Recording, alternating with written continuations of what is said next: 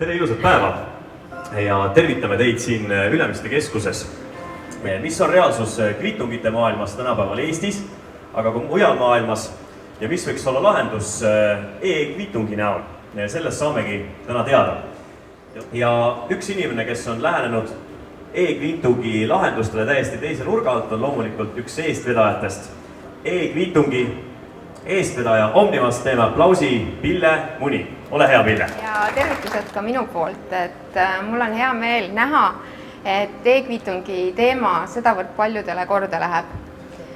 E-kviitungi projekti eesmärgiks on siis viia kaubandus uuele tasemele ehk paberivabale. Me oleme hästi paljude elektroonsete asjadega harjunud. Me valime elektroonselt, me deklareerime makse elektroonselt ja tegelikkuses see on muutunud nii harjumuspäraseks, et me peame seda juba normaalsuseks.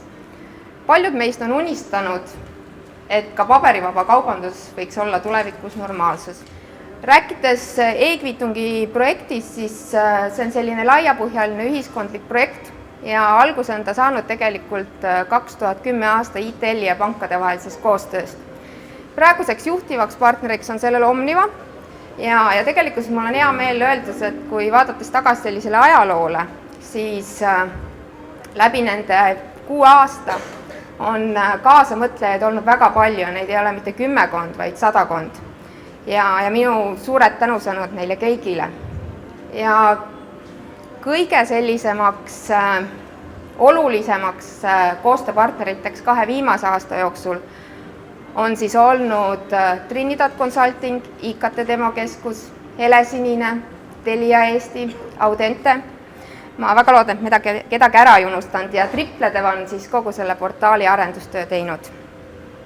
Me soovime siin täna oma sellise aktsiooniga, installatsiooniga juhtida tähelepanu siis sellele, kui palju kviitungeid praegusel hetkel kaubanduses tegelikult trükitakse ja klientidele antakse.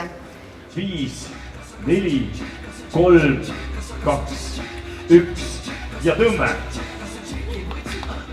See ei ole loosikast, see on tõesti sinu aastatšekkide kogus. Tore on olla kaasas niisugusel asjal, mis igaks juhuks muutuda tulevikus oluliseks.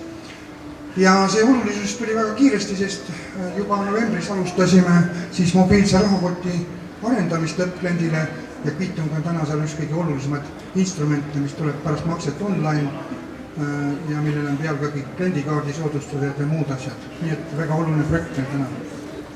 Ja kas te ise näete, härra Peek, et see on selline ikkagi tõeline pikk perspektiiv, kas me räägime siin 3 aastaku, 5 aastaku plaanist või ikkagi väga pikk perspektiiv on asjad? Ma ei tea, see perspektiiv on juba alanud, sellepärast, et tänaseks oleme Telia sisekohvikutes on tehtud üle 50 000 ostutehingut, kõik seda saadab siis mobiilne kviitung ja seda võetakse maja siis väga normaalselt.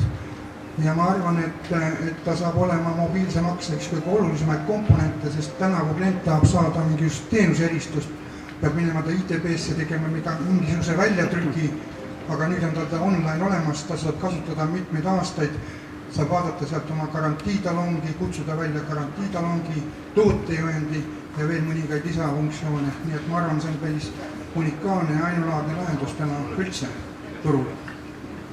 Aga suured tänud nende kommentaaride eest, teeme aplausi, et Teliast arendusjuht härra Kuno Peep. Tere, Toris! Tere! No Toris, mida see ühiskonnal üldisemalt ja võiks tähendada ja anda, et kui me räägime siin pigem, oleme rääkinud võib-olla business to business, siis mida see võiks ühiskonnale ja lihtsale inimesele, lihtinimesele tähendada? No eelkõige ikkagi paberivabadust ja kui ma võtan puhtalt nagu enda seisukohast tegelikult, et iga meie ettevõttes juba tavakodanikud, et siis esmane asi oleks, mina võiks öelda, et garantiidokumendid. Kõik toredad garantiidokumendid, mis võiksid sul olla ühes kohas ja enam ei pea neid paberid taga otsima, kus need asuvad.